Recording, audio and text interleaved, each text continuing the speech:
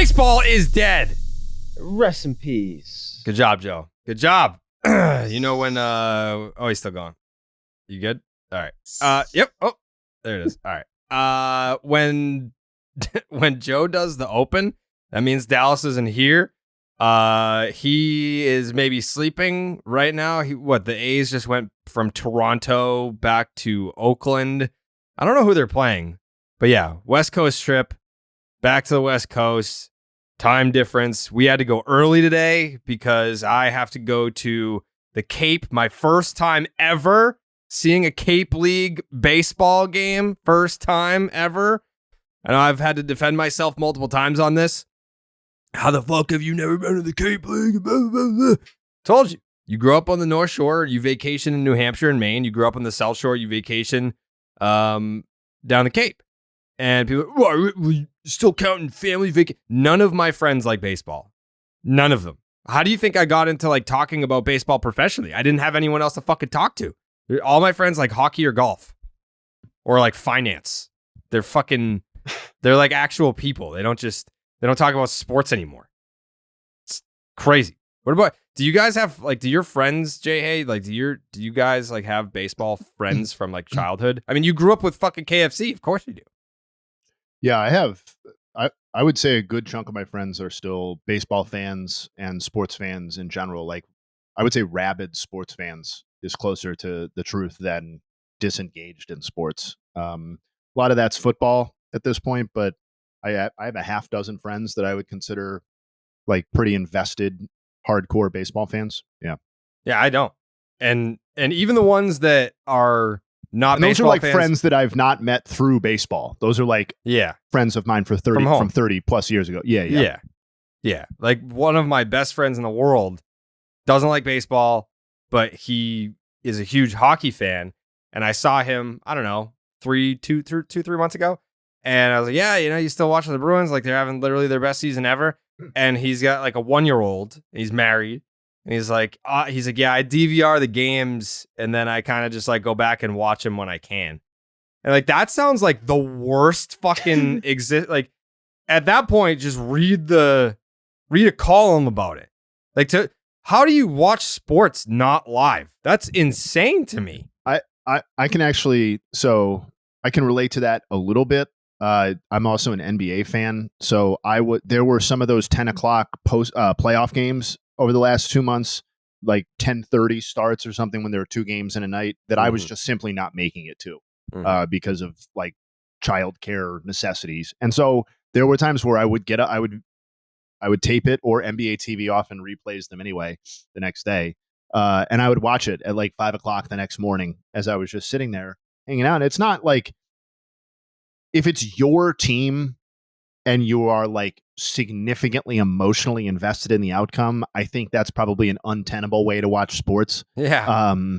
But if you are just generally interested in the sport, I actually liked it. It felt like sports coverage round the clock for me, as opposed to rewatching something that like it's not quite as good, but it was a good facsimile of the experience, I thought.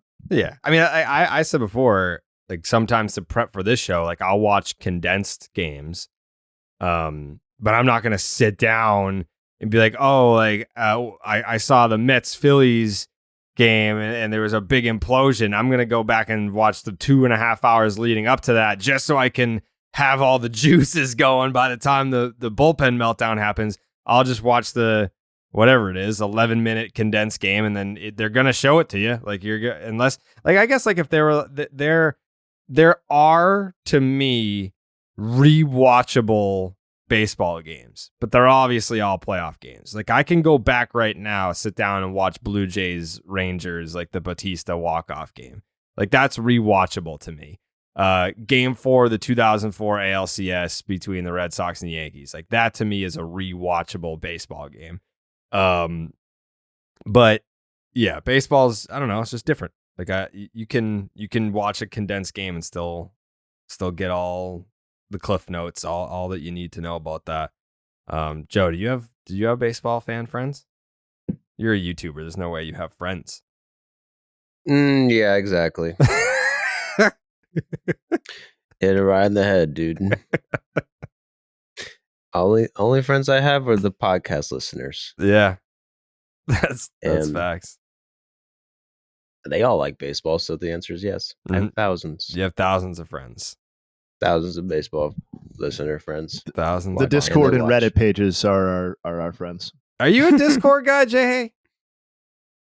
Discord guy? I mean, I don't know, but I am in the I am in the Baseball is Dead Discord for sure. I get in there and mix it up all the time. They know I'm there. I've introduced myself. They know I'm there.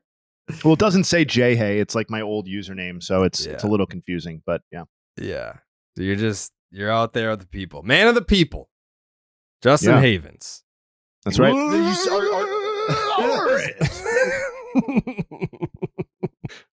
Dallas afraid to come on the pod after that scorching. Yeah. He is he's a sleepy little baby. But that's what happens. Sometimes you can't come to work because you're too busy working. That's fucking what? Last episode I recorded in Arizona, flew home, then did an episode of Name Redacted that night. I have to do that again on Thursday.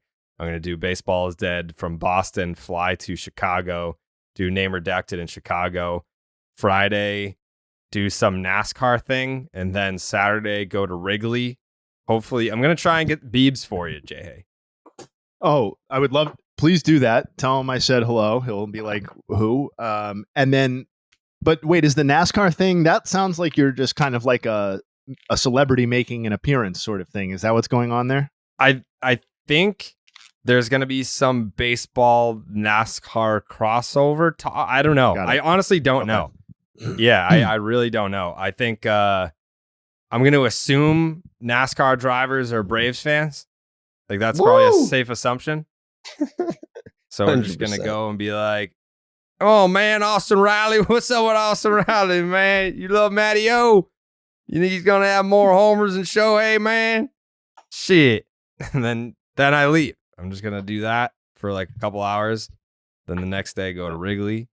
Try and get. I think you'll really endear yourself to the people if that's your plan. I think that's a really rock solid idea. Yeah. That's my point of attack. I highly doubt it's going to happen, but I would love to get like even 5 minutes with Marcus Stroman. I feel like it like to talk to him or fight him. To talk to him. I like him. Oh, okay. All right. Feels like he's got a lot of beefs on the internet. Yeah, so I was just about to compare him to CM Punk, who Dallas texts me a picture because he's up in Toronto, or he was up in Toronto. He's like, "Who's this?" And he's in the same gym as CM Punk.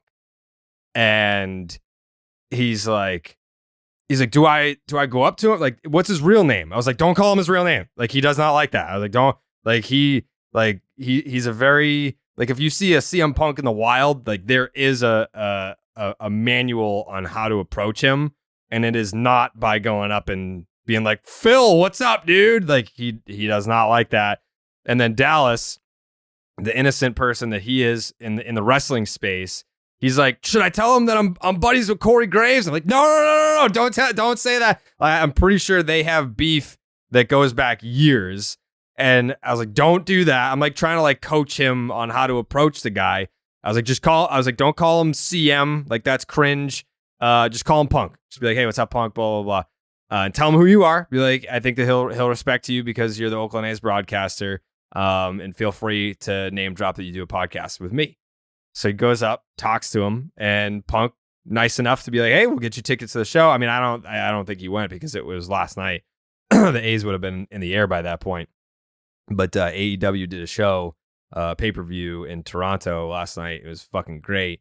But yeah, Dallas just approaching CM Punk in the wild and having to get coached through it. That's quite the experience. Which I hopefully at some point Dallas is going to wake up and join the show. I think that's the plan. Who knows? Who knows if he ends up here at any point? I wonder if CM Punk is on a podcast today, a wrestling podcast, talking about how nervous he was to meet Dallas perfect game holder Dallas Braden of the Oakland A's booth. We could probably get him on.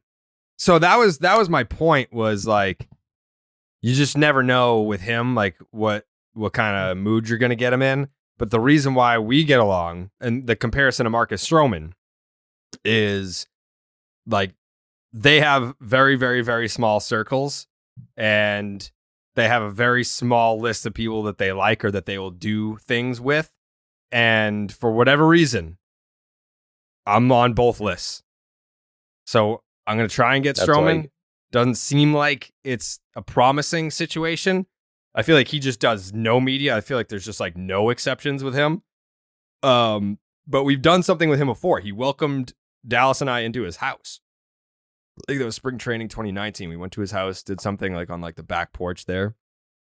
Like a nice little view of whatever body of water that was. And then CM Punk, same thing. Like he's not like the warmest and fuzziest guy out there, but for whatever reason, we get along great because he likes baseball and horror movies. And I was like, that's what I like. So I think that's my retirement plan, is to do a horror podcast with CM Punk. I mean, not that his performance needs it, but I think Stroman, I mean, everybody could afford the BID bump heading into free agency. You know That's what I true. mean?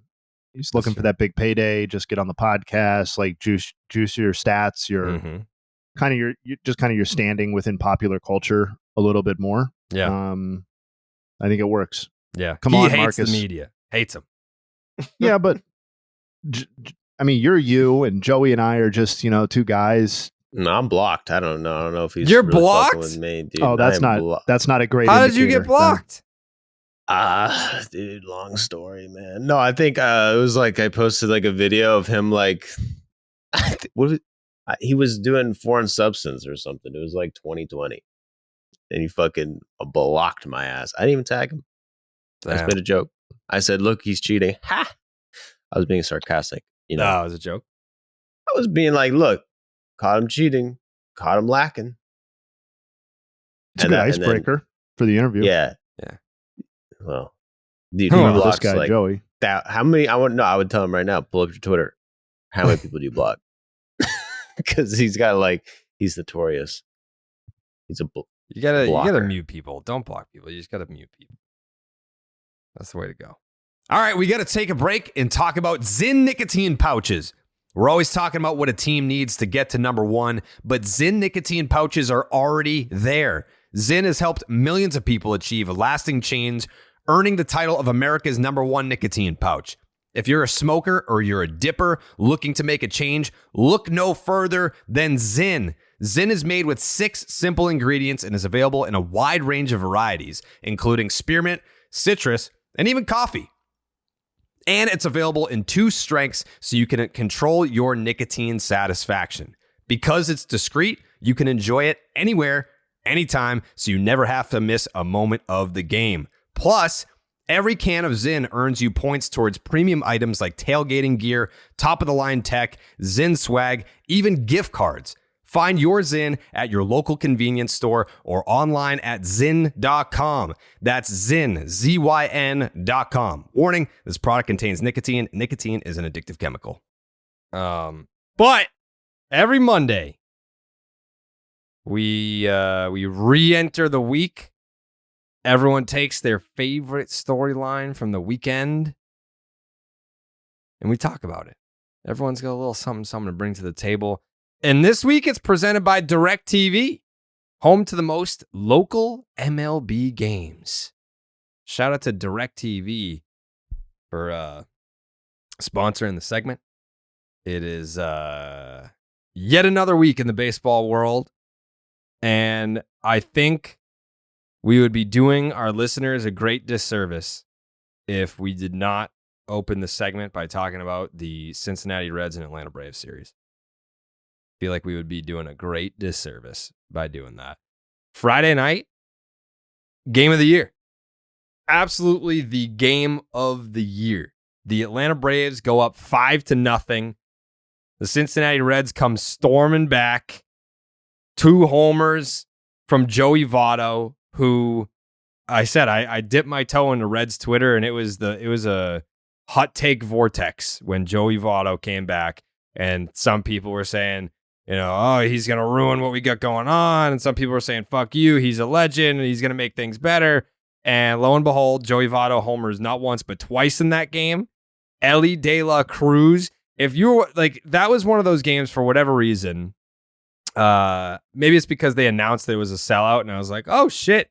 You got the Atlanta Braves on a 8-game winning streak, I believe at the time. Then you have the Cincinnati Reds, who were on an 11-game winning streak coming into that series, going head-to-head, sellout crowd. Geographically, how fucking far away is Atlanta from Cincinnati? Why were there so many Braves fans there? Braves country. But, like, why were there so many Braves fans? Everywhere. It's everywhere. It's everywhere.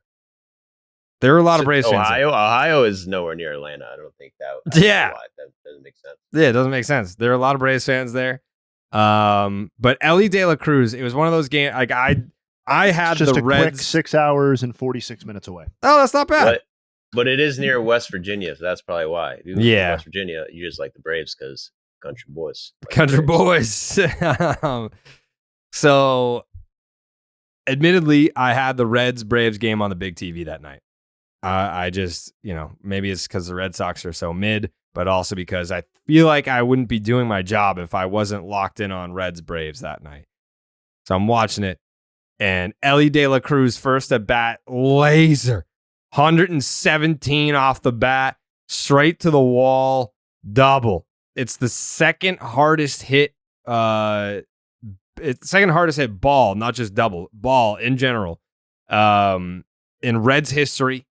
Since they started recording StatCast data, which was 2015. Then he comes up again, bang, homer. Then he gets an RBI knock. It's like, well, there's obvious cycle candidates, and he's got to be the most obvious of all time.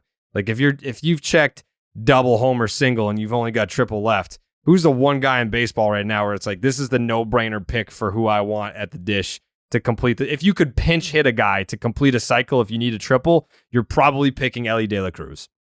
And what does he do? Fucking triple in the gap and ends up with the cycle. Reds win. Crowd's going nuts. And I don't know how you feel, Joe, as a Braves fan. Braves took the series, but the Reds still put up a hell of a fight. Like, it wasn't like, oh man, like they rose to the occasion on Friday because the crowd was sold out and they were playing off the emotions and everything.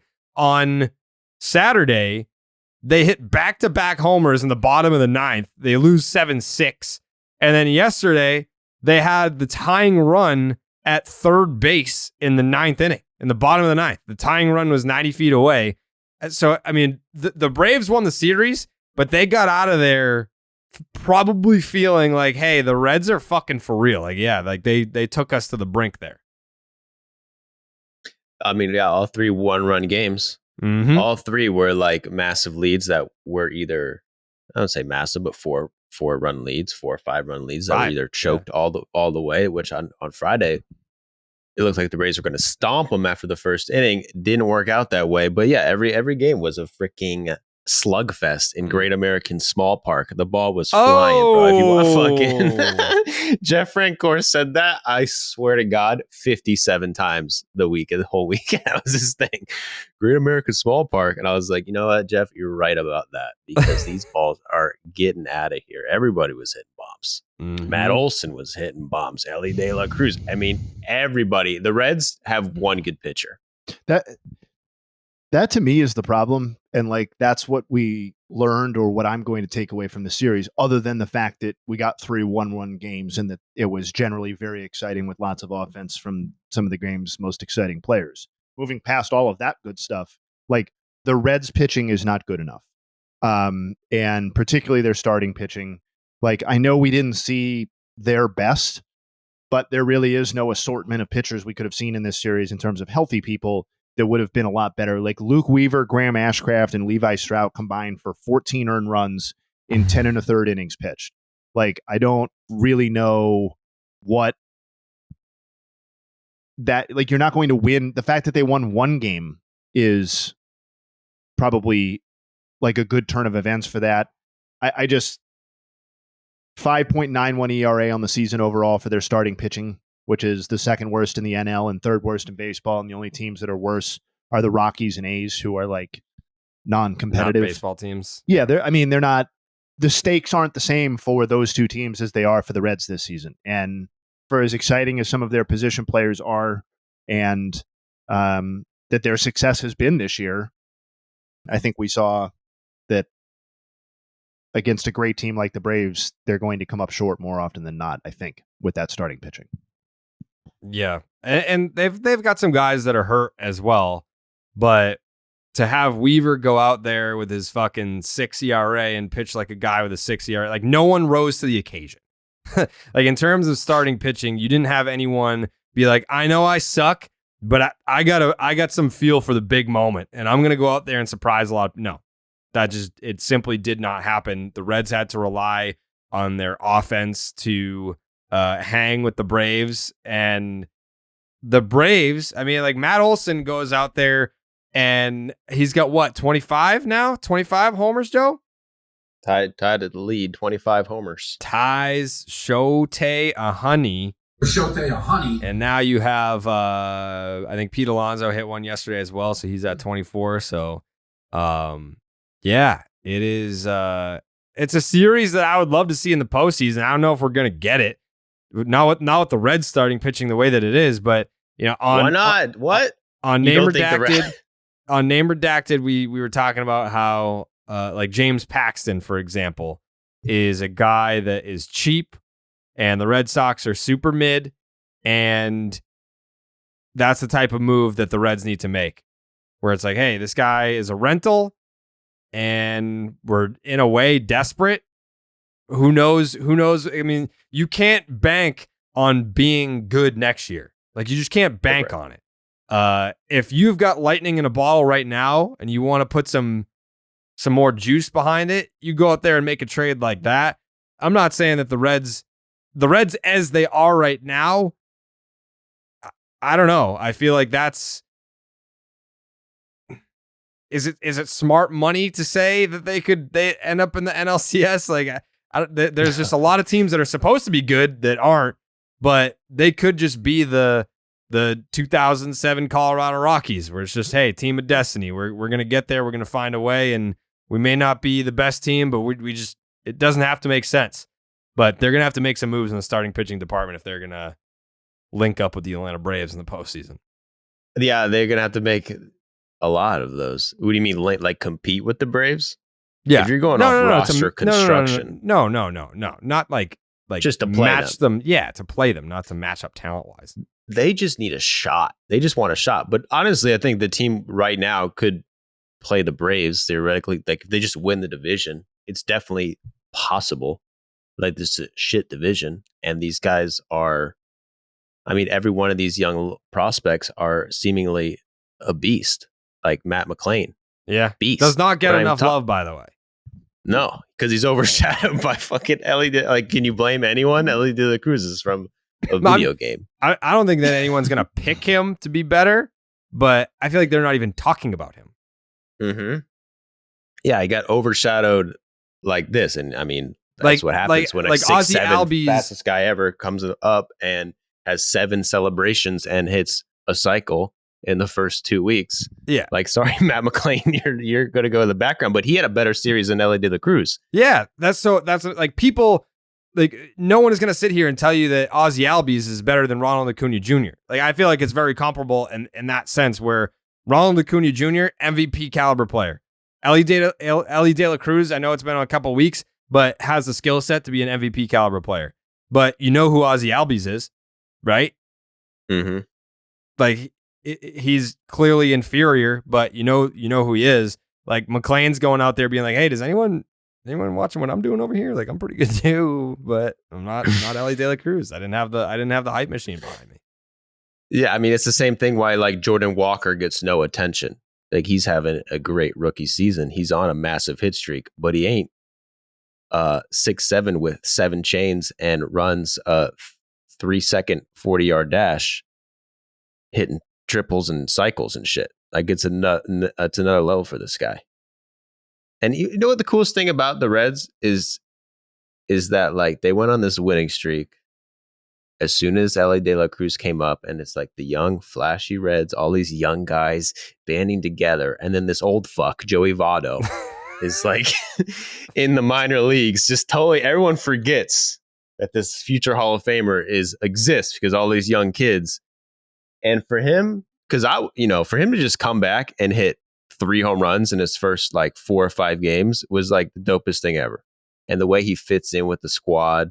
And it seems like he's making it feel like this is not really my team. Like I am the leader. I am a leader in my own right, but I'm letting the kids have fun. I mean, he's hitting bombs, doing fucking bat flips and tribal screams. He's putting on the Viking helmet. He's letting his hair down. I love it. That is a good point. Like, he's definitely not gatekeeping the Reds. He's definitely not being like, I've been here since 2001 and like, this is my team. It's been my team. I've suffered through the shit years. So if we're going to go out and have a good year, then I better be the guy. Like, I better be the centerpiece. He's not wiping off Elly De La Cruz's eye black. No. You know? No. Yeah. Shout out to Freddie Freeman. By the way, 2,000 career hits for Freddie. Woo! Beast. Jay, hey, what stood out to you this weekend? Yuri Perez. I know I've hit on him a couple of times, but he kind of just keeps upping the ante with his performance. He's on a 21-inning scoreless streak now, which is the longest active streak in Major League Baseball. He lowered his ERA to 1.34, which is the lowest through a pitcher's first 9 starts since 1973. Steve Rogers, I know we all remember that. He's just like, I watched him pitch yesterday, and like, I know everybody did like the comparison with Alcantara in terms of his mechanics and kind of his build overall, which is cool, but he's just like such a pleasure to watch. I think it's very rare that you get somebody with his level of heat and also like the refined nature of his off-speed stuff. And it really made me, above and beyond his own like insane performance and talent, it made me step back and think about the Marlins in general, and that they've been exceeding expectations. And I don't remember whether we talked about it on the pod or whether I talked about it on the pod, but I know for sure that my sentiment on the Pablo Lopez, Luis Arias trade at the time it was made was that I preferred it for the Twins, who were getting Pablo Lopez. And obviously we've talked about Arias and how his performance this year has just been, headline grabbing in the run at 400. And I think it goes without saying that they're winning that side of the equation. But like, part of that is also that Yuri Perez has stepped in and not only done an admirable job eating the innings that Pablo Lopez otherwise would have provided, but doing so at like a Cy Young caliber quality.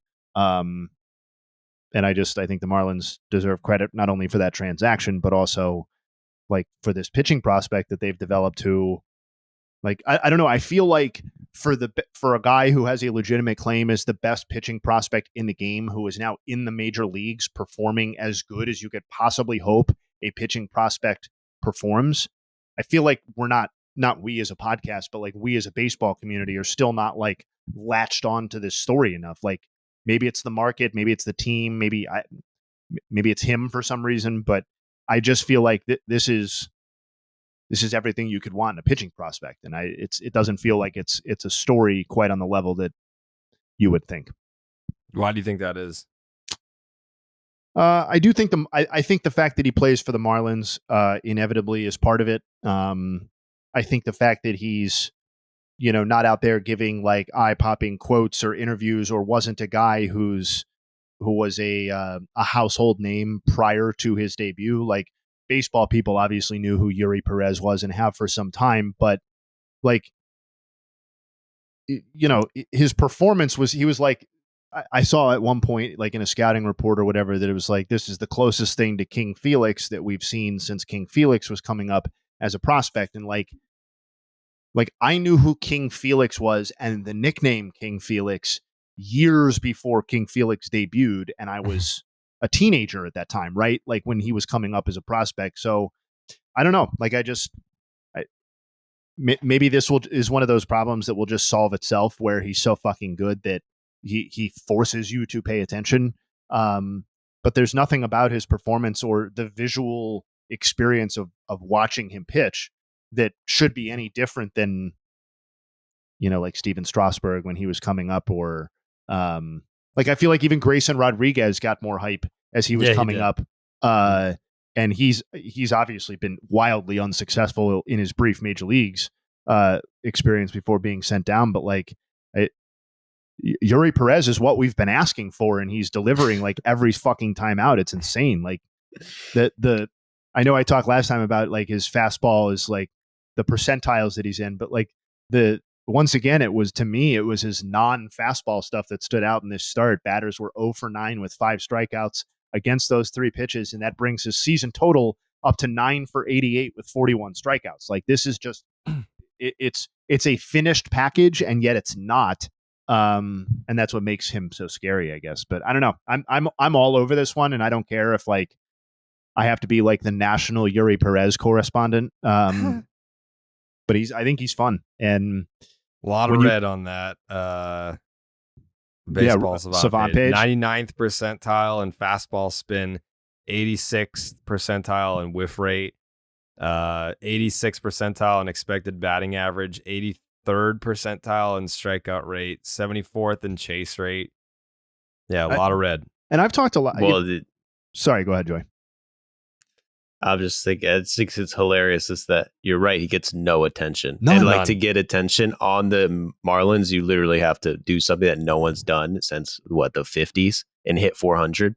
That's the only way you get attention on the Marlins. And I I've made a couple of comments about some teams being boring and stuff like that, and whether or not those statements are true or have ended up being true. The Marlins are a team that I definitely went into the season being well, why am I tuning in on a day-to-day basis to watch the Marlins? And now, I think they've given you reason to tune in with their performance. But on the offensive side, you have Arias, and on the pitching side, once every 5 days, not that they don't have other good or interesting pitchers, but every 5 days you have this guy. You can make a case that when Perez is pitching and Arias is in the lineup, that that's as must-watch TV as exists in Major League Baseball right now between an offensive player and a pitcher. Given the stakes for Arias and the fact that he's putting the ball in play all the time, I don't know. They've really, really exceeded my expectations in every way possible this season. Yeah, I mean, he's 6'8". He's 20 years old. He's 6'8"? Yep. 6'8", 220, 20 years old, hasn't given up a run in his last 3 appearances. What he's got? 1.34 ERA. I mean, the Marlins in general just get no attention, and they've overachieved so much without Jazz Chisholm, without Alcantara. It's kind of scary. Could they be legit? If these guys come back, of course, Alcantara is here, but if he gets better and Jazz comes back, I mean, this is a guy people were saying, oh, he could be the MVP, but he's hurt. And Soler, no one gives Solar Power any fucking credit. This guy hits bombs better than anybody. Better than Pete Alonso. I'm saying it now. Wow. Well, and we're now in a point about the Marlins getting attention or credit overall. We're now deep. We're getting deep enough into the season, and the Mets are playing badly enough. And Jared got to it. We're are some of these teams good? They're supposed to be good. Are they ever going to be good? The Marlins have banked enough wins and are in a position now with a 1-game cushion on the first wild card where, I think they have to be taken seriously on a different level, even though their run differential is still negative. I think the NL is different than we've seen in the past. And I think in some ways, we need to take these, the Phillies and the Brewers and the Marlins and these teams that are hanging around with negative run differentials. And I just need to get over that because I think mediocrity is going to be the story of the National League this season. And what is the difference between the Cubs who are plus 32 and the Phillies who are minus 16 or the Brewers who are minus 21? I'm not convinced that it's the same sort of gap that we would normally assign to teams with a 50-run differential between them. I don't know. The Marlins, since May 24th, third best record in baseball, only behind the Braves. They're actually tied with the Reds, and they're one game worse than the Braves. The Phillies are fifth. So let me just say, don't sleep on the Phillies. The Mets are shit. Obviously, everyone knows that. But NL East is coming back. And the Marlins, this thing, I think everyone thinks they're fake because they really do. They've won like 1,000 one-run games. Like the metrics, expected, whatever you want to say, says the Marlins are the luckiest team ever. They're like the Mets last year, but let's not even bring that stuff up. They've played the easiest teams over the past few weeks. With that being said, when the cover of MLB The Show comes back and Sandy Alcantara is an ace again, which could happen, can't tell me the Marlins can't make the playoffs. I don't know if anyone feels that way. Are people not respecting the Marlins? I know that people don't pay attention to the Marlins, but are people not respecting the Marlins as a legitimate playoff threat? No, that's what I was getting at. Is like that was fine to maybe view it that way at the start of the season, but like there's so much mediocrity in the NL now that like whatever, you can think the Marlins are a 500 baseball team and they've banked so many wins that's going to be good enough to make the playoffs potentially. Like you can't. They're the top wild card spot. Yeah, that's what you can't keep sitting here. We can't say like, well, is Cincinnati good? Is Arizona good? Is Miami good? Is San Francisco good? Is Milwaukee good? Is Philly good? Like a lot of these teams are making the playoffs. Like there are no legendarily great teams in the NL except the only team with a chance to ever be discussed that way is the Braves.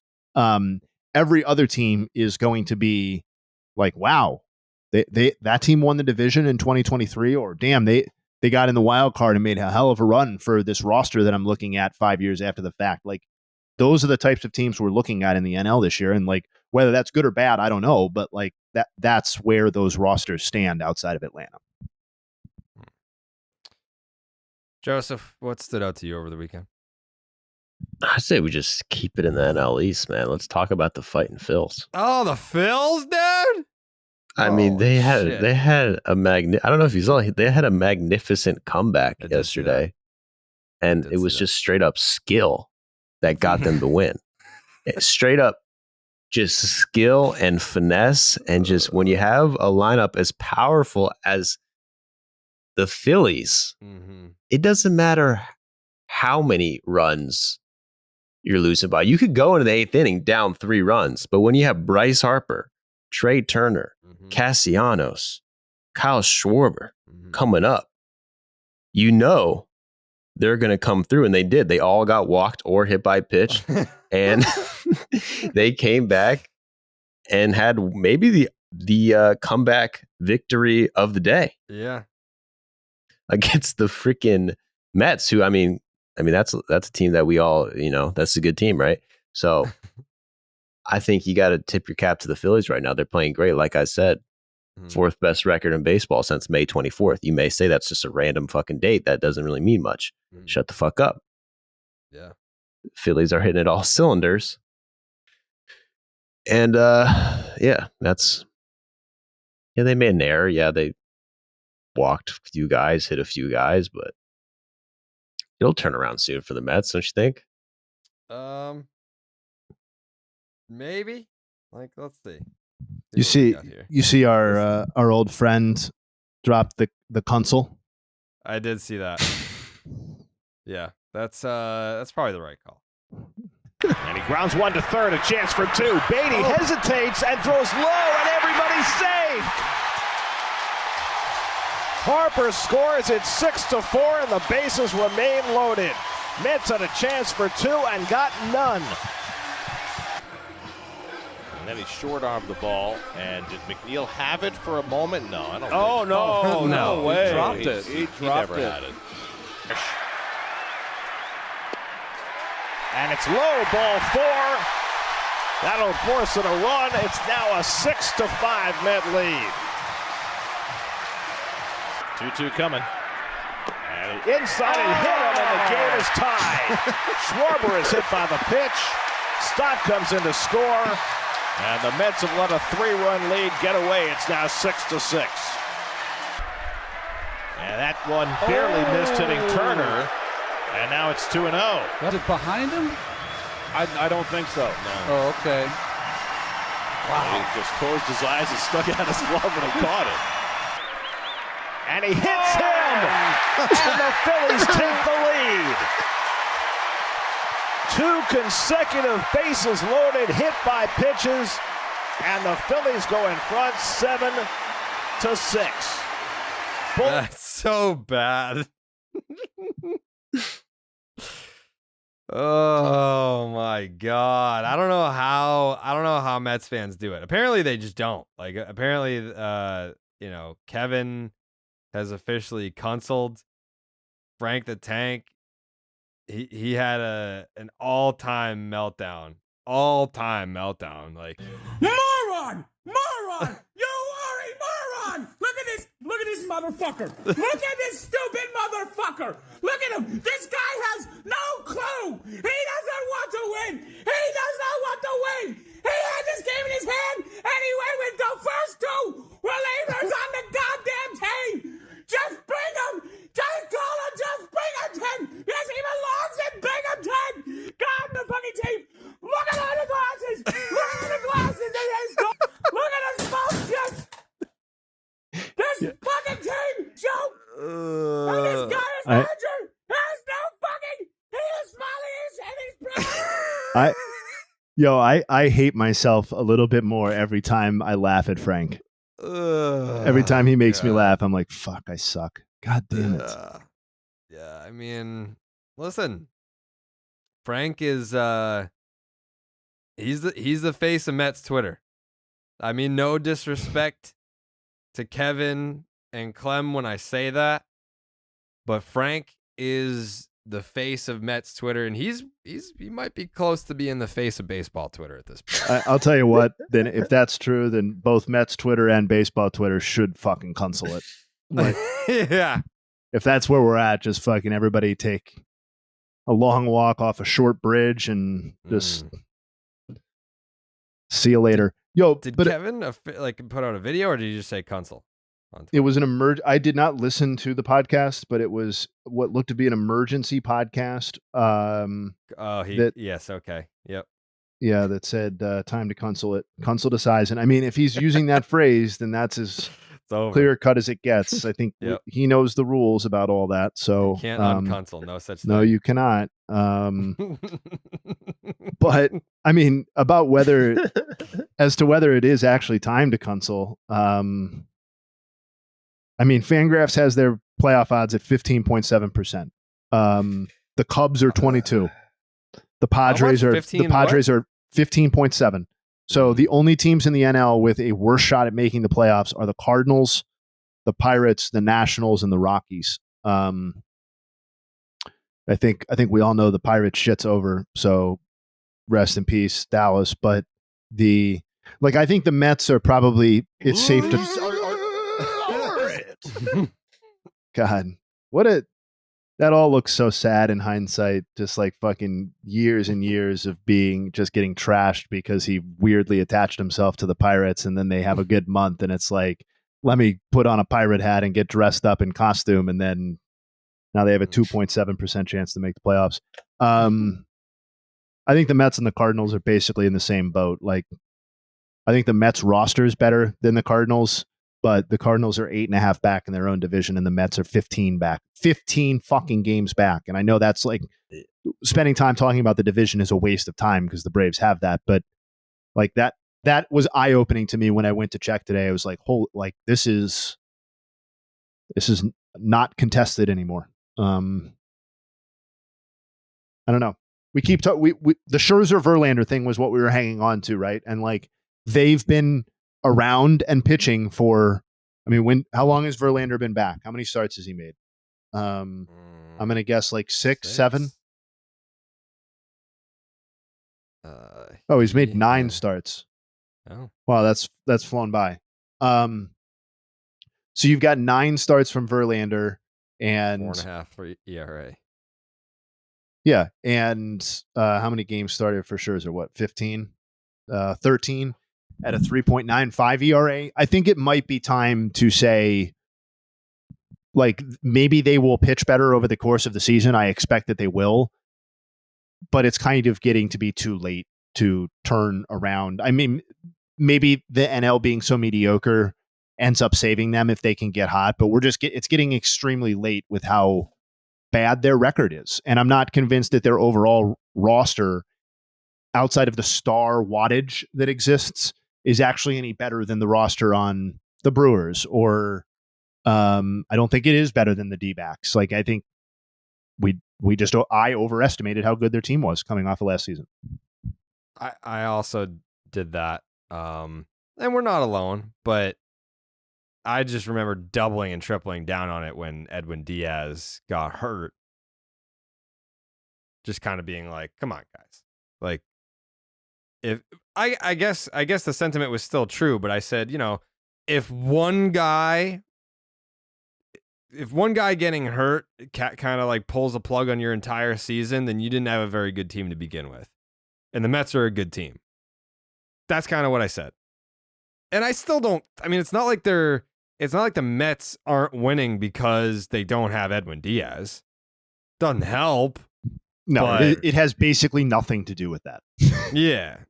Yeah. So like, that's why like what I said still is true. Like, losing Edwin Diaz isn't the reason why you guys are in the position that you're in, but man, was I wrong about the Mets being good.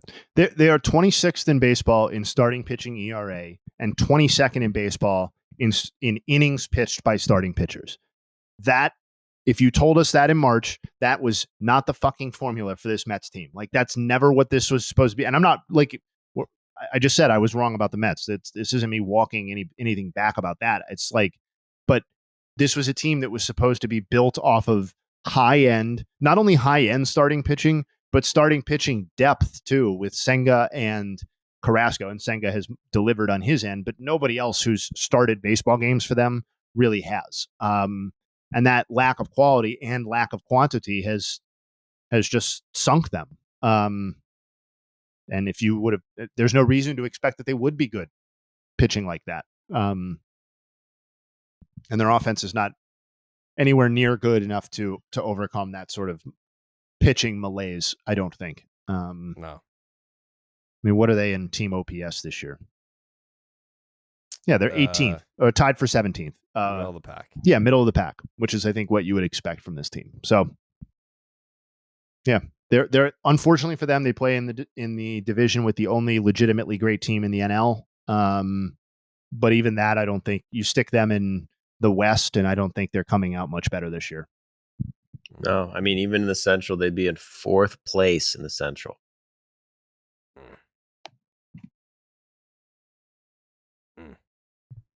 Joe, you canceling the season? Listen, I saw how that worked out for the Mets last year. I would never do that, but it's not looking good. Are you gonna call it? No, I'm not gonna call it. Listen, Say it, Joe. Say it.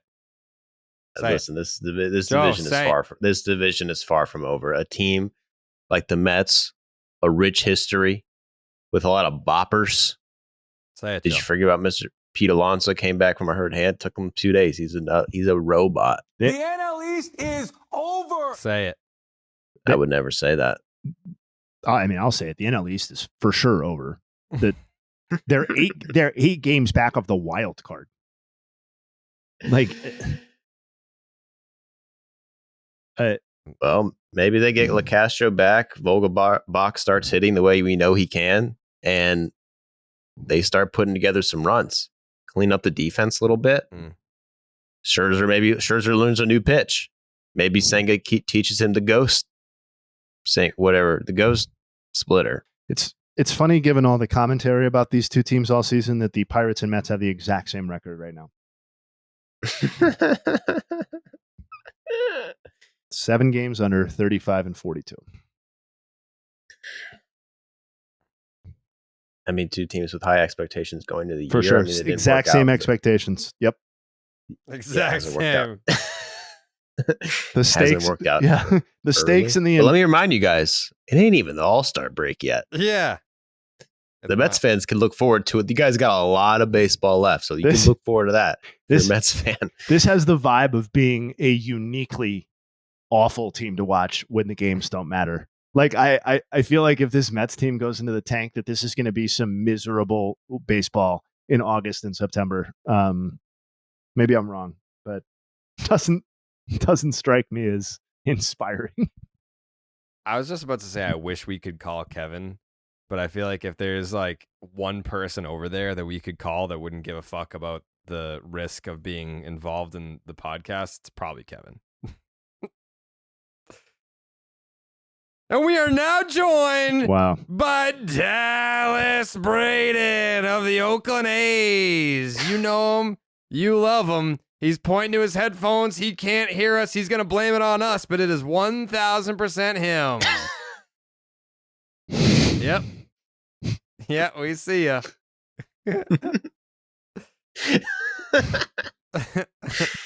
Headphones off. The mic is turned up to 30. Yeah. That's not my water bottle, folks. That is Dallas sniffling. That is Dallas's nostrils. Yeah, there it is. Yeah, this guy, his microphone is so turned on, you can hear his fucking thoughts. All right, we're gonna get that under control. But while we're in the process of doing that, baseball fans, you can be winning every inning with the hottest offers in the game. DraftKings Sportsbook has you covered from the top of the first to the bottom of the ninth all season long. And right now, new customers can bet just $5. How do we not mute his fucking nostrils? Bet just $5 to score $150 in bonus bets instantly. Plus, don't mute it. All customers can take a shot at a bigger payout with DraftKings stepped-up same-game parlays. Open the DraftKings Sportsbook app, opt in, and place your parlay by combining 3 or more bets from the same game. Every additional leg gets you an extra boost up to 100%. Step up to the plate now with DraftKings Sportsbook. Download the app and sign up with the promo code JARED, J-A-R-E-D. New customers can bet just $5 to score $150 in bonus bets instantly, only on the DraftKings Sportsbook with promo code JARED. Gambling problem? Call 1-800-GAMBLER. In Massachusetts, call 800-327-5050 or visit gamblinghelplinema.org. In New York, call 877-8-HOPE-NY or text HOPE-NY. In Kansas, call 1-800-522-4700. On behalf of Boot Hill Casino and Resort, 21 plus in most eligible states, but age varies by jurisdiction. Eligibility restrictions apply. See DraftKings.com/sportsbook for details and state-specific responsible gambling resources. Bonus bets expire 7 days after insurance. Opt-in and 10-plus leg requirement for 100% boost. Eligibility, wagering, and deposit restrictions apply. Terms at sportsbook.draftkings.com/baseball terms. All right, we welcome Dallas Braden to the program. Dallas, good morning. Welcome. Hello. This is a big get. Yes. Hello. Where are you in? Are you in Stockton, California right now? I'm in Berkeley. In Berkeley, California.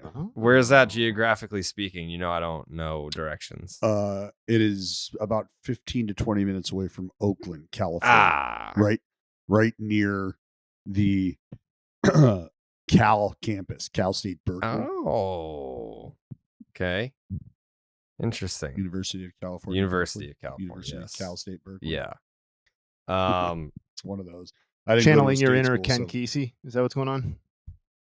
I don't know who Ken Kesey is. All right, no problem. All right, no problem. All right. Well, before I gotta go, I gotta hit the road, head down to the Cape for some Cape League action. Dallas, you didn't play in the Cape League, did you?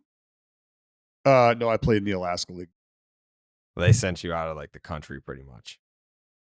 No, I actually did not. I didn't have grades that was going to land me on a summer ball. I only played 2 years of fucking high school baseball. Are you kidding me? I was not going to a fucking collegiate summer league. Mm. Wait, what sort of grades are required to play Northeast summer ball?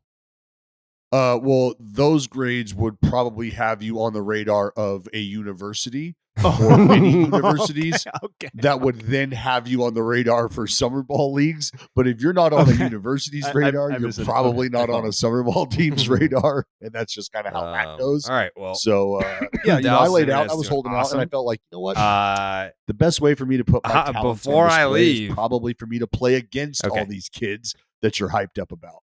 Got it. All right. Before I leave, there's something that we have to take care of. Very excited for the return of Oh, wow. the Baines Meter. Oh, you caught me off guard. Is it really time for the Baines Meter yet again? Yes, it is. Update number 4 of the season. And would you know, we were just talking about canceling the Mets. How could you cancel a season that features 2 people passing the Baines line? Starling Marte did it, April 10th, and now on June 24th, now 26th, Fransisco Lindor of the New York Mets passes Mr. Baines to become the newest member of the Baines Meter Institute. He does it in fewer than half as many games played, 40% of the games played, and 46% of the career plate appearances. What I found interesting about this one in particular was that they have almost the exact same career OPS. Fransisco Lindor, Harold Baines. The only difference is one of them was an immobile DH, and the other was a Gold Glove winning shortstop. They hit the same, though. One of them's in the Hall of Fame. I can only expect that we'll see Fransisco Lindor enshrined. The question will be, does he go in as a New York Met, or does he go in as a member of the Cleveland Guardians? Time, I guess. But Harold Baines, Fransisco Lindor, newest member to pass the Baines line this season. We've now had 4. As a reminder, it's Jason Hayward, Starling Marte, Aaron Judge, and Fransisco Lindor. We're going to have another one here within the next couple of weeks, maybe within this week. So be very excited about that. And as always, thanks to everyone for their support of the Baines Meter and the Baines Meter Institute. To answer a question I've specifically received, yes, I am looking into having t-shirts made, both generic Baines Meter t-shirts as well as a class of 2023 Baines Meter t-shirt. Everybody who gets in this year, that obviously won't be available until the offseason. So thank you very much, and congrats to Fransisco Lindor, and congrats to Harold Baines on getting his name back in the news. Thank you, Jay Hay. Thank you. And congratulations to Fransisco Lindor. That's a huge deal. Yeah, it is. I just can't wait until a player who passes Harold Baines recognizes their involvement in the Baines Meter. Yeah, I'm hoping, we know a few people who are tight with the Mets. I'm hoping this gets in front of Fransisco, and sort of like the Jason Kipnis comments. Yeah. If we're going to put those sorts of things in front of Fransisco and have him answer questions, let's put this in front of Fransisco too. Let's do the positive stuff. Mm-hmm. I'm sure he'd be interested to know that he passed Harold Baines in career Baseball Reference WAR. Dallas, what anything stand out to you over the weekend? The Rockies got their ass whipped. Mm-hmm. You guys already talked about that. Did they though?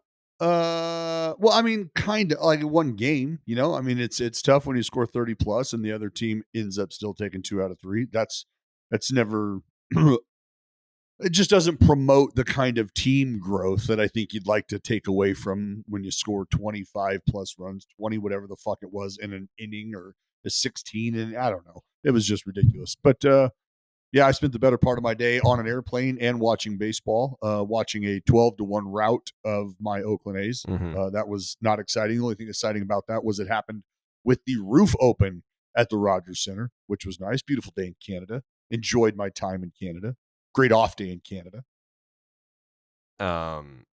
We actually, well, let me just read this tweet first. Bob Nightingale. The Angels outscored the Rockies 32-12 this weekend in Denver. and scored more runs in the third inning Saturday than the Rockies produced all weekend, but still managed to lose 2 of 3 games in this bizarre series. Tough one. Yeah, it's a tough one. Yeah. Nothing we haven't come to expect though at this point, right? I mean, Well, this is supposed to be a different Angels team this year. it is a different Angels team this year. They've Yeah, I mean, shown overall, they're flashes. playing a little better baseball, but they are who they are. They're a playoff team. People are saying. No.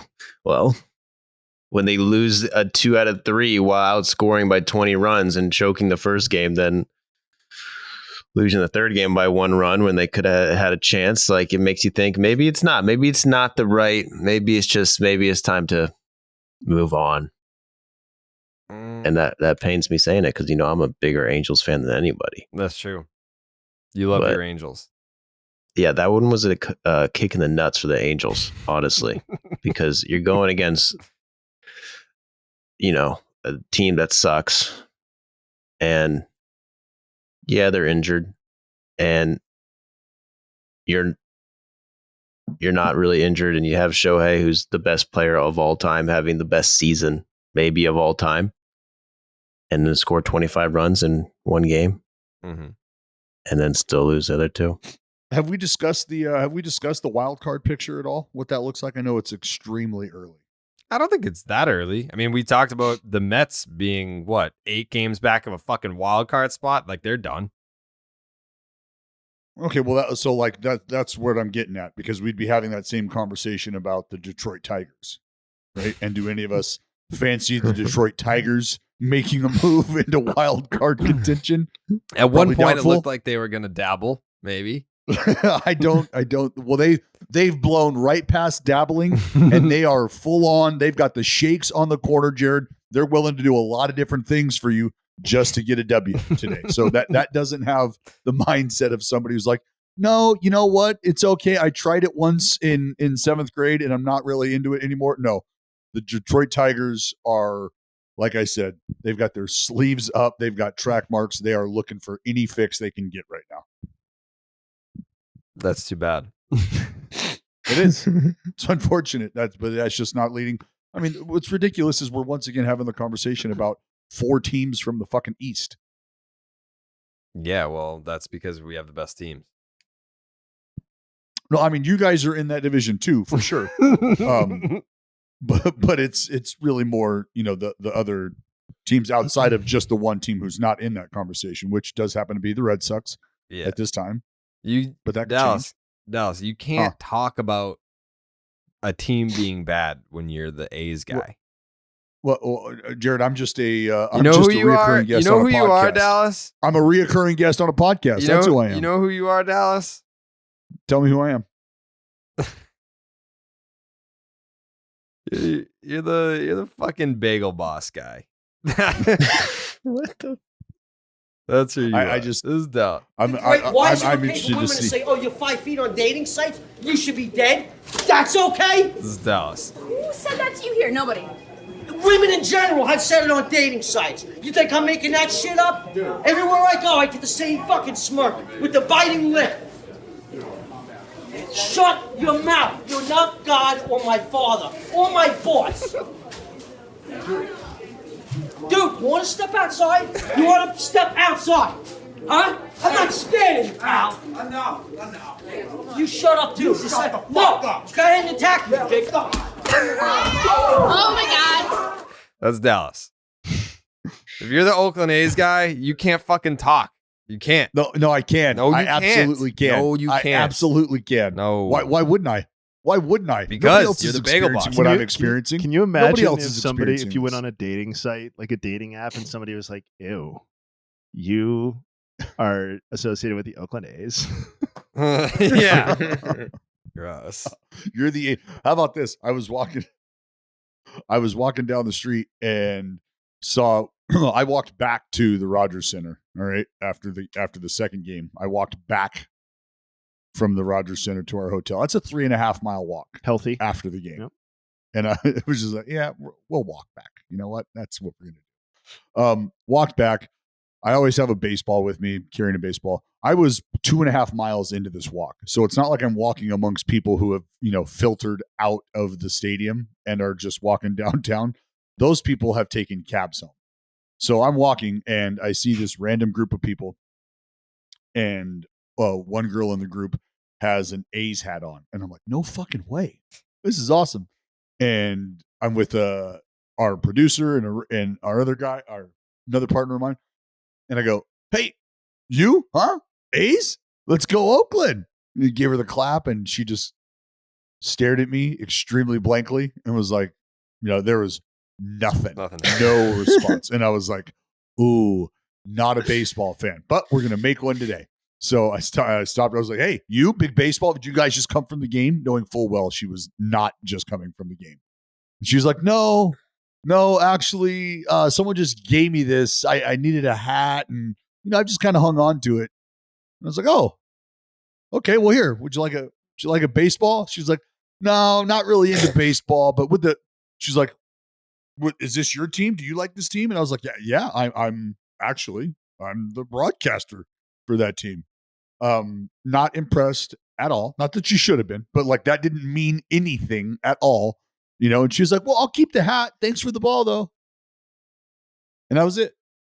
Just a very brief, unexciting interaction with a fan that I thought was going to be an A's fan. Definitely not an A's fan, just really wearing it for head cover.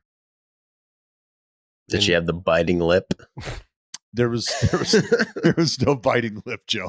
There was no biting lip. She looked at me like I was an absolute psycho. Like, well, why are you handing me a baseball on the fucking street corner right now? I'm just trying to walk with my friends. What is this? But I just thought you should have the ball. Saw the hat, thought I wanted you to have the baseball. Didn't matter to her. She took the ball, kept it walking. Don't know if I grew the game yesterday, boys. I tried. It's very hard as an A's guy to do that. I tried. Canadians, bro. Before I get out of here, we got to do our baseball is dead parlay. Oh. My pick, Josh Young, 2+ total bases. Oh, look at you all over Young money. Mm-hmm. You would be. You would be. Rangers. I mean, it's a very shit slate today, but the Rangers are playing the Tigers, going up against Matt Boyd in his 5.37 ERA, lefty, and Josh Young. He's 11th in the big leagues in slugging percentage against left-handed pitching this year. Josh Young, 2+ total bases, Jake.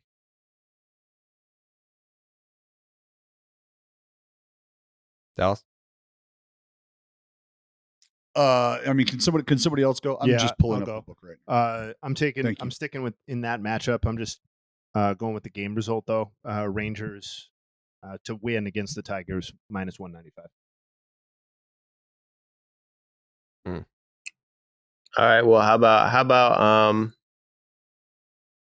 I'm gonna go with Matt McClain, 2 total bases.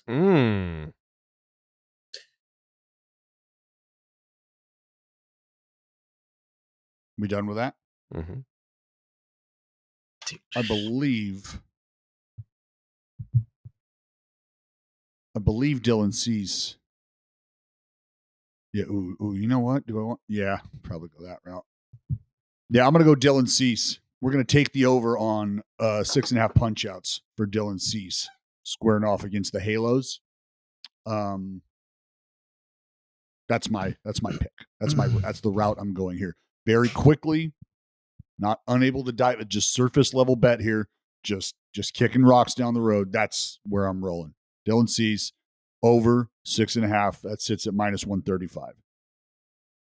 Okay. If you like the under, it's a +100, 6.5. But I like the over at 6.5. This feels like a winner to me.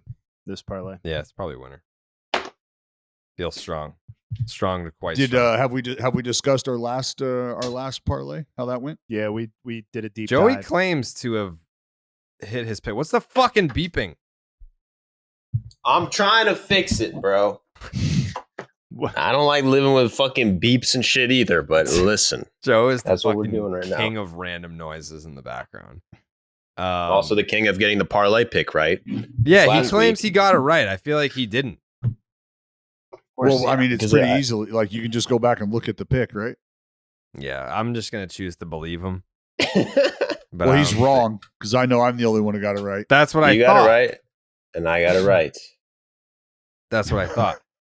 I'll Joey look is a it up. I don't deceiver. know. Maybe Jake can help me out here, but he's probably not going to do it because he has to ride with Jared, so he's just going to turn a blind eye. No, He's that's- not going to look it up. No, I Jake. got to do.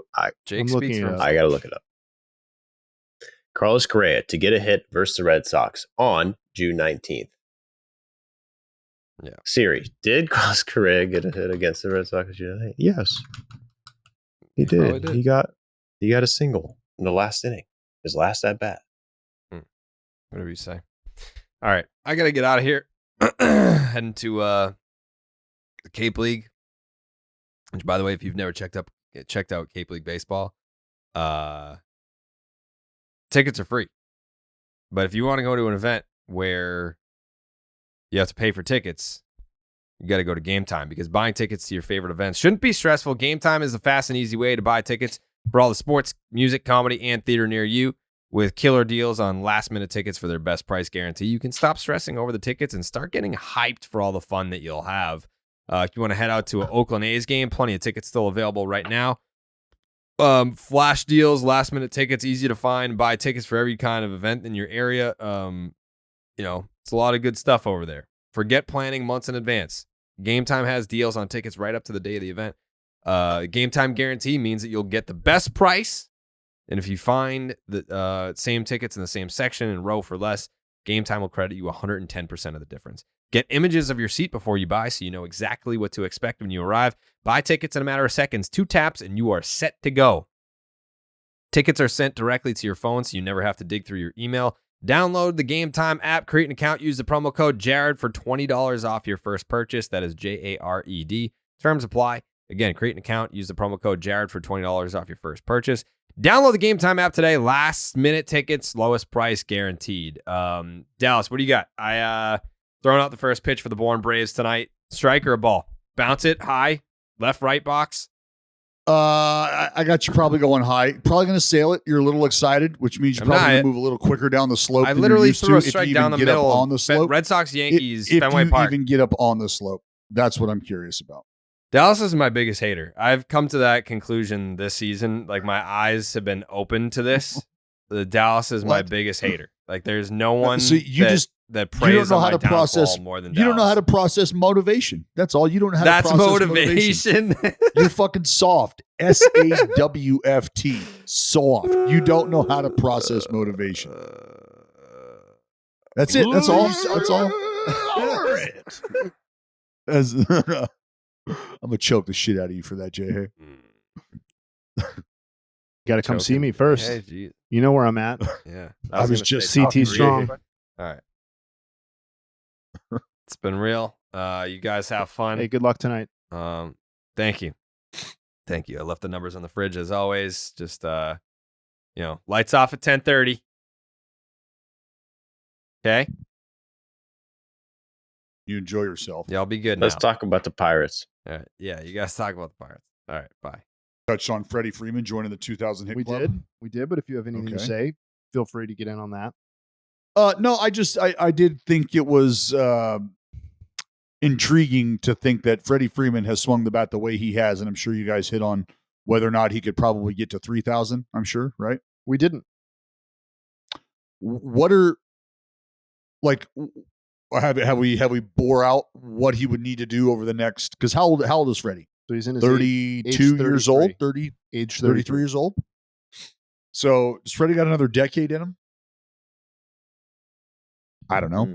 Probably not. Yeah, probably not. I mean, I don't know. Is baseball his number one priority? That's the real question. well, I mean, Joe, we know that it's not. We know that he cares about his family. We know that he cares about things outside of the game, which is why he was off your favorite player list very quickly. So understanding that Freddie Freeman gives a shit about things outside of the game of baseball, and he is 33 years old, has just hit the 2,000 hit club. We're looking at 200 hits a year for the next 5 seasons plus for Freddie to get to that mark.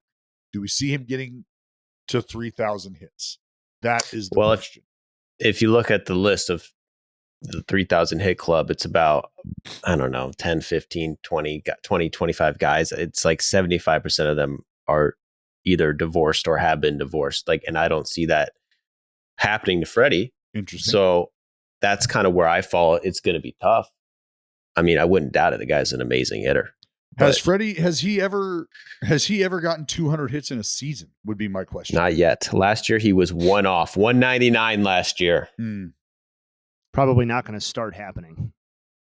No, probably not going to just out of nowhere start happening. So is it fair to say that one Freddie Freeman could be knocking on the door of 3,000, but will not get there? You're on the hot seat. What do you got? Yeah. I'm going to say Freddie Freeman does not get to 3,000 hits. Yeah, I don't think he does either. I just looked at the math real fast. So there have been 93 players in baseball history to reach 2,000 hits through their age 33 season. So that's what he's currently in.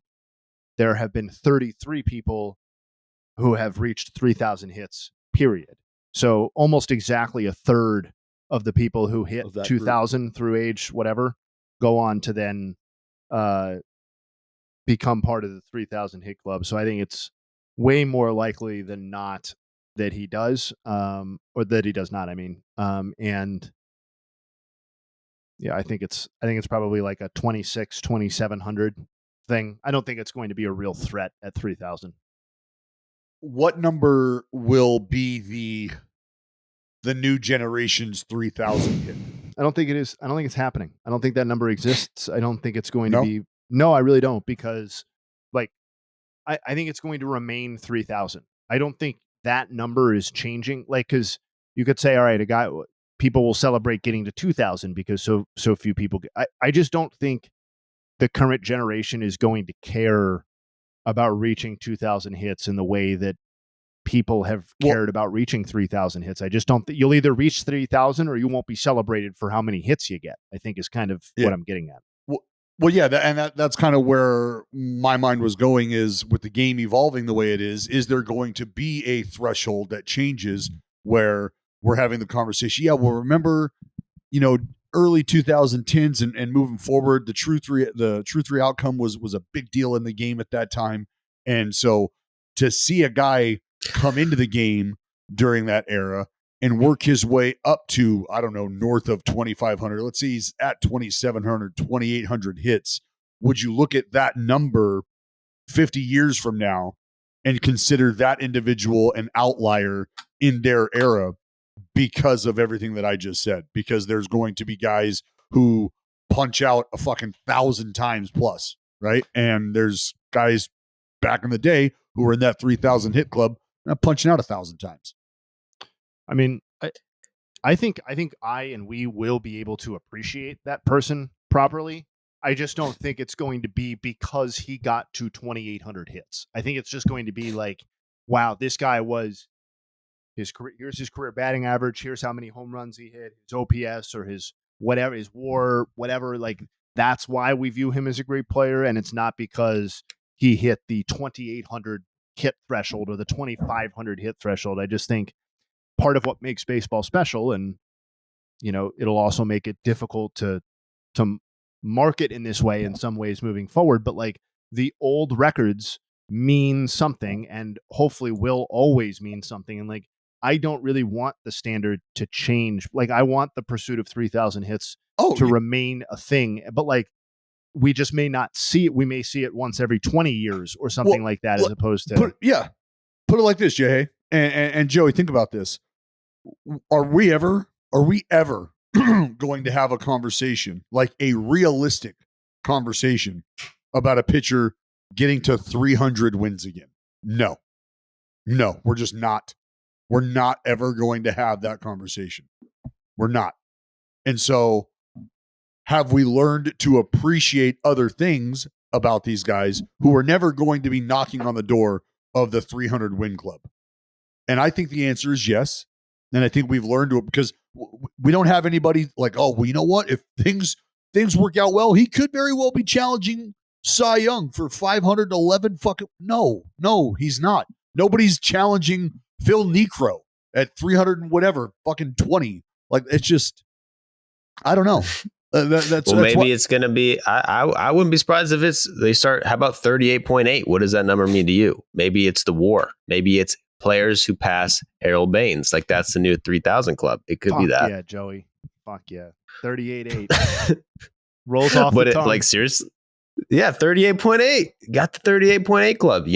Chalk him in, Hall of Famer right there. 38.8. Because there's only how many guys right now? There's one guy. There's one guy, right? One guy that's active right now that you could even barely begin to broach the conversation of 300. Yuri Perez. And I was going to go with Verlander, but Yuri was probably my close second. Yeah. Hey, JV's at 246. Yeah, and he's not getting there. No, he's not getting there. You know what I mean? And who's coming in after him? Like think about the next viable option after him that anybody listening to this podcast, their name that they would remember. CC. How many wins did CC have? 250 something? Yeah. So Garrett Cole, I'm looking at, sorry, I got distracted. So I'm looking at the all-time or the active leaders list for career wins. And obviously if Verlander's not going to do it, then Greinke, Scherzer, Kershaw are not going to do it. And no, and then there's some non-serious candidates like Wainwright, Hamels, Cueto. And then you get to Garrett Cole. It's like, oh, okay, a legit ace pitcher, like 8th on the active list. Like, let's see. So he has 138 wins and he's in his age 32 season. Justin Verlander finished his age 32 season with 157 wins. So Garrett Cole, first of all, would need 25 more wins this season to equal what Justin Verlander, 19 more wins. My math was bad there. 19 more wins this season to equal what Justin Verlander needs or had. So he's not going to do that. And we're acknowledging that Verlander is probably not going to do it himself. So Garrett Cole is probably a non-starter candidate in his own right. And then you can sail through all of these people, like Bumgarner, Lynn, Morton, Sale, Kluber, Strasburg, Carrasco, Ian fucking Kennedy, Wade Miley, Dallas Keuchel, and Yu Darvish. Those are all the active pitchers with 100 or more wins. So you know what would be interesting to look at, Jay Hay, is the average length of outing of guys in the 300 win club compared to anybody over the last 20 years.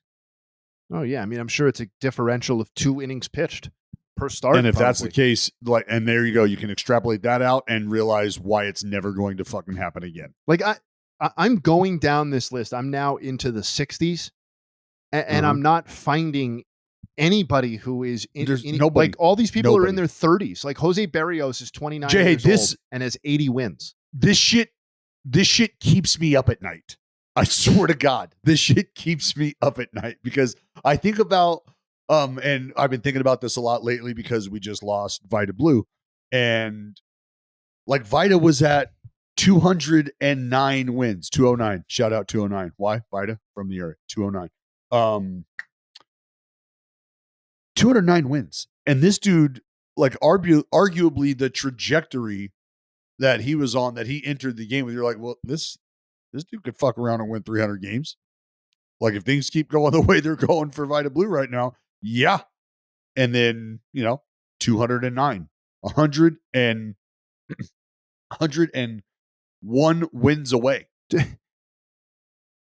I've gotten all the way through the top 100. So that's everybody with 40 or more career wins active. Okay. And the only person I can find whose case is not laughable right from the start, obviously it's very unlikely, but not laughable, is Julio Urias with 54 wins in his age 26 season. Verlander finished his age 26 season with 65. So he's already off the Verlander pace, but everybody else is like a complete non-starter. They're already 30 and they don't have 100 wins. It's just crazy. Like I knew the situation was bad, but yeah. Oh, it's bad. When you step back, it's bad.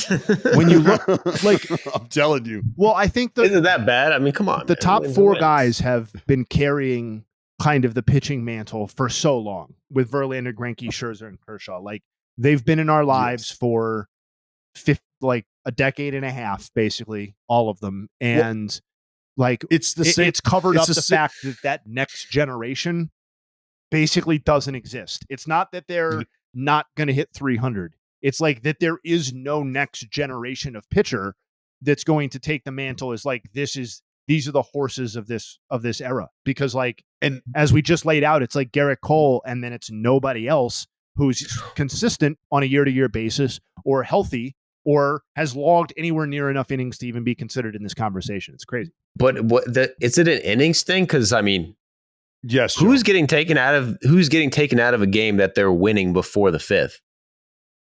Like, how many wins are you really losing?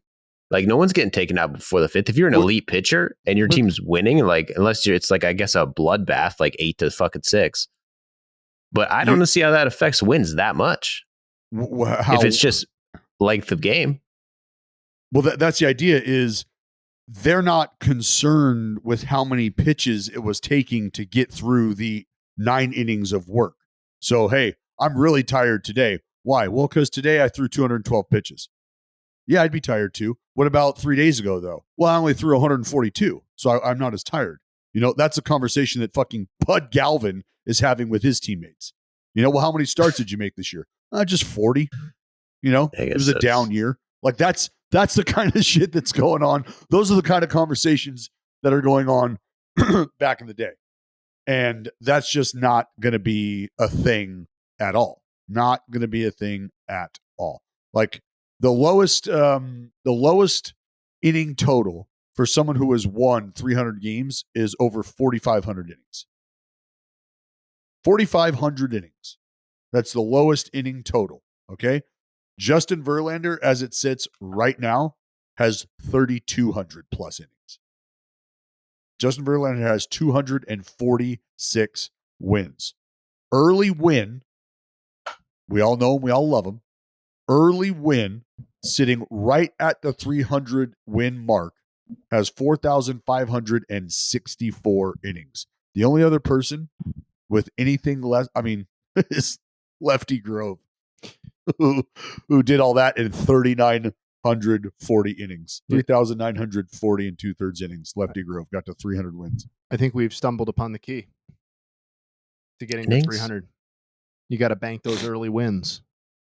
Oh, Jay Hay, you are just a fucking wordsmith. All right, we got to take a break and talk some Blue Moon. Beer is a tried and true baseball tradition, but Blue Moon was the only beer brewed by baseball. Blue Moon was born in a ballpark, first brewed at Coors Field in Denver, Colorado. Make it your one-of-a-kind baseball tradition whether you're at the park or watching from home. My tradition over the last month and a half has been sitting down with a case full of Blue Moons and watching the Red Sox be the most absolutely mid team of all time.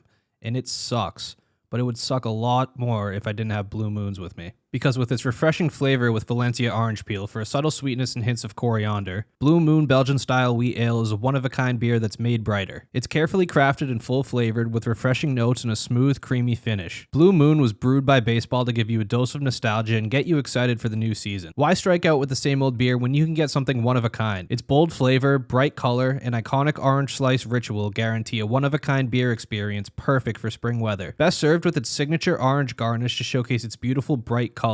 A beer this good only comes around once in a blue moon, but you can enjoy it all season long. Keep baseball traditions alive with Blue Moon Belgian-style wheat ale. It's one of a kind every time. Check out shop.bluemoonbrewingcompany.com for baseball merch and visit get.bluemoonbeer.com/rocket to find Blue Moon delivery options. That's get.bluemoonbeer.com/rocket. Blue Moon, made brighter. Celebrate responsibly. Blue Moon Brewing Company, Golden, Colorado Ale. Got to bank those early wins. Unfortunately, it doesn't look like the boys are banking the early wins.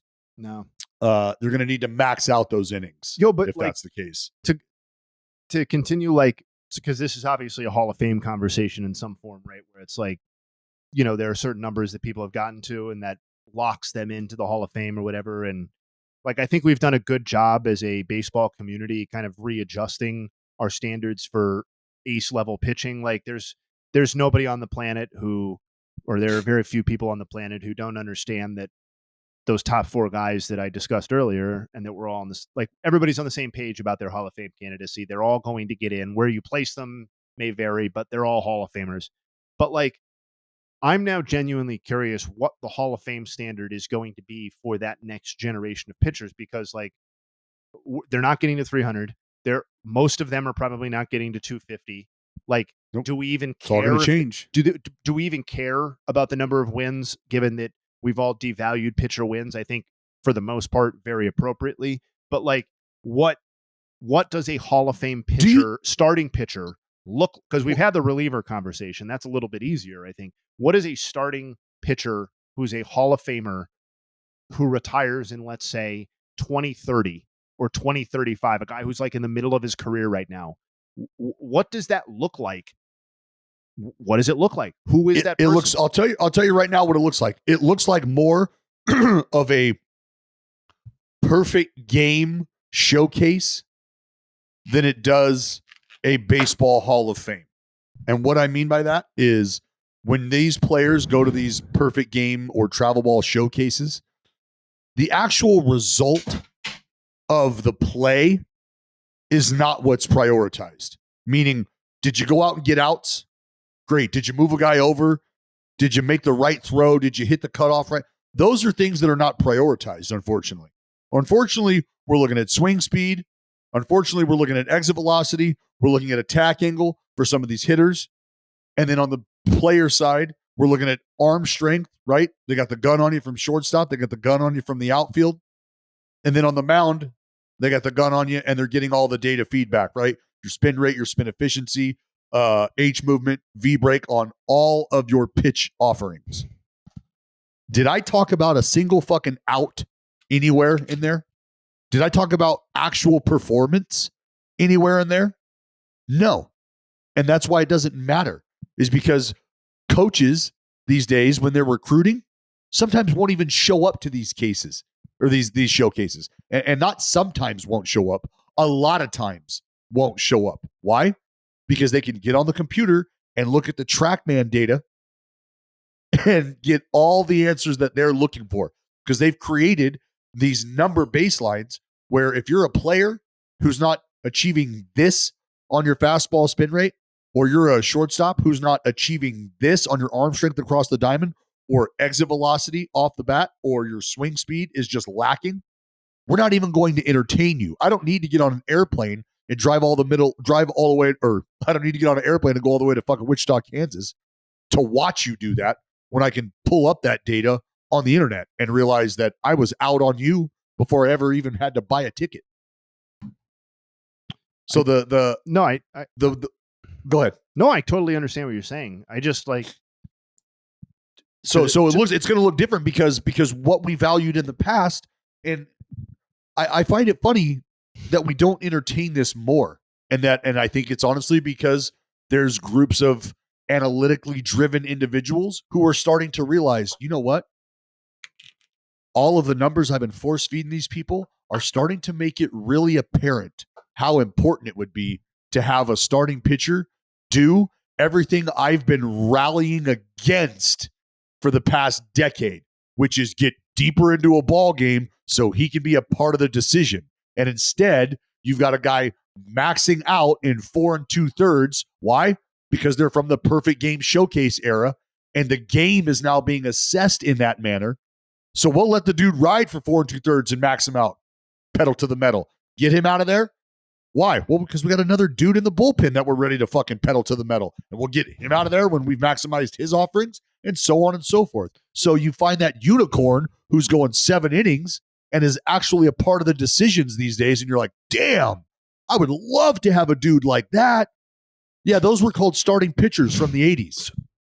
So we were looking at wins, right? Now I've pulled up the wins above replacement leaderboard to use a more modern stat to see if that like helps the modern pitcher in this regard. And like, so I'm looking at the career WAR leaderboard, and it's at about roughly 60 or 65 career wins above replacement that you start to traditionally be like a Hall of Fame lock as a pitcher. Like CC ended at 61.8, Juan Marichal's at 61.8, Drysdale's at 61.4, David Cohn at 61.6. He's not a Hall of Famer, but three out of those 4 guys that I named are Hall of Famers. So that's right around the point where you start to be considered a Hall of Famer.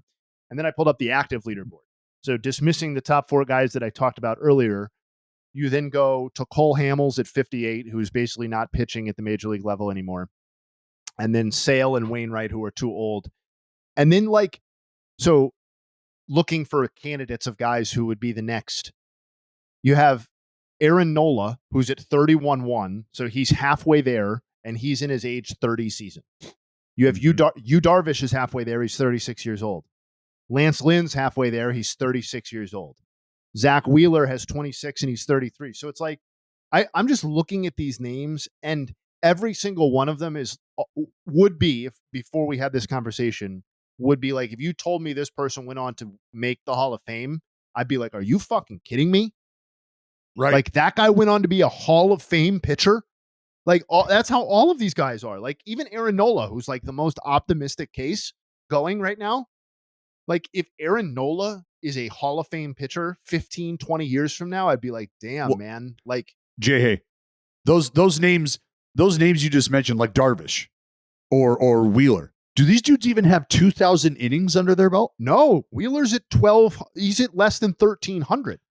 So go to CC. I got CC 3,000 innings, 4,000 innings, maybe somewhere in the middle there. Yeah, CC threw 3,500, 3,577. Smack dab in the middle. God damn, I'm good at this. So he's like Wheeler's like a third of the way to CC. And we're talking about CC being a cusp guy. Like, CC's in for my money. Oh yeah. He'll definitely get in, but I'm just saying, like, the historical standard, CC's not like an inner circle Hall of Fame pitcher. Yes, yeah, and that's why. Yeah, I said cusp, like, meaning we're not putting him on the cusp, but as far as the numbers that you laid out and those baselines, like, yeah, we're talking about him being on the fringe or the cusp of being in that group.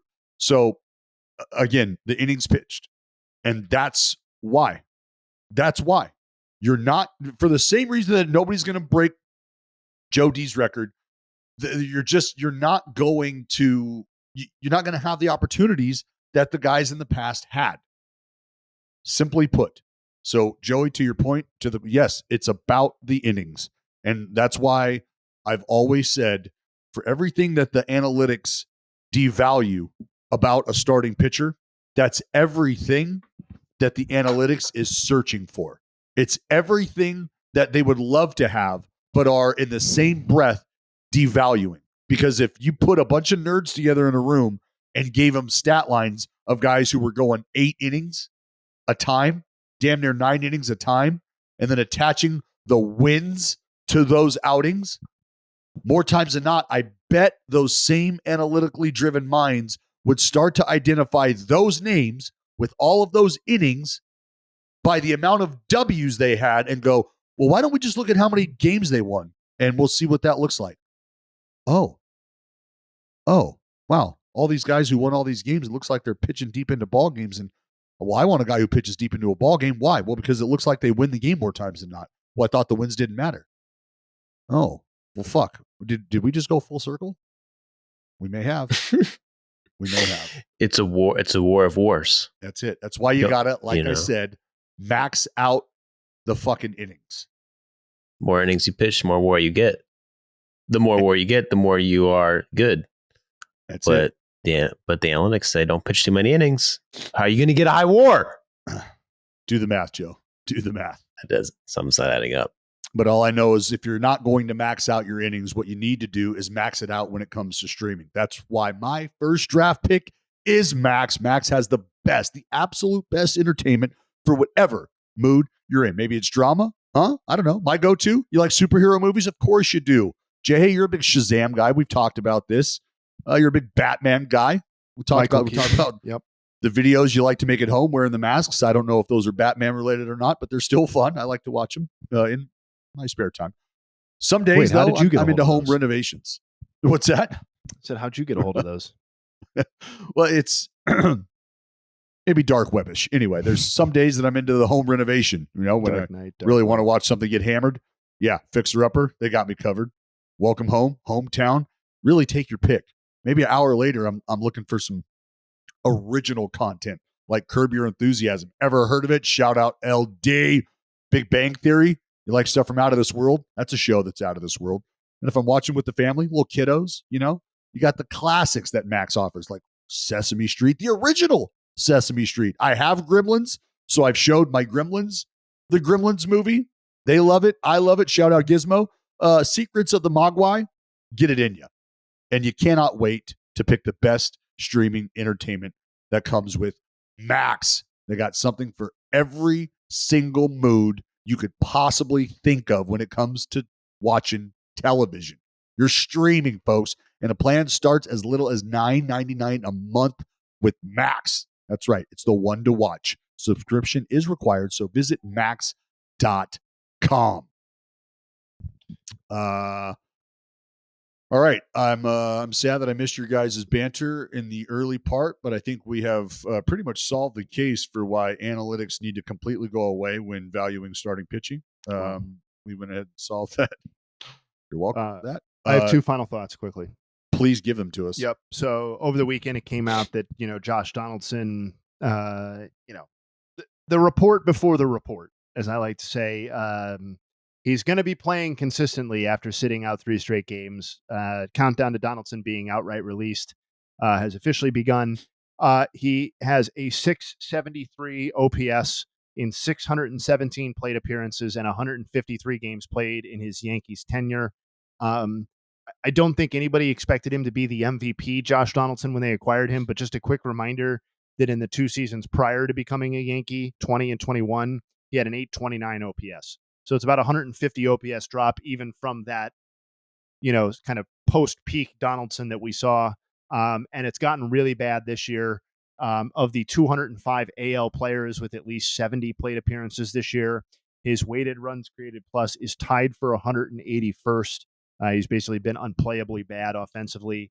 One of the key things is who do you have to replace players if you're not going to play them anymore? And as we detail with the Yankees, roster depth is a little bit of an issue, so Donaldson may get a little bit of a reprieve. But wanted to call that out. And then more of a newsy item that I just happened to see, John Morosi, I guess as he goes by now, tweeted out that the Rangers have broached the possibility of acquiring Andrew McCutchen in a deal with the Pirates.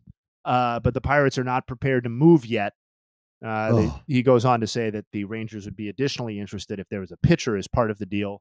But the Andrew McCutchen part is obviously way more interesting right now.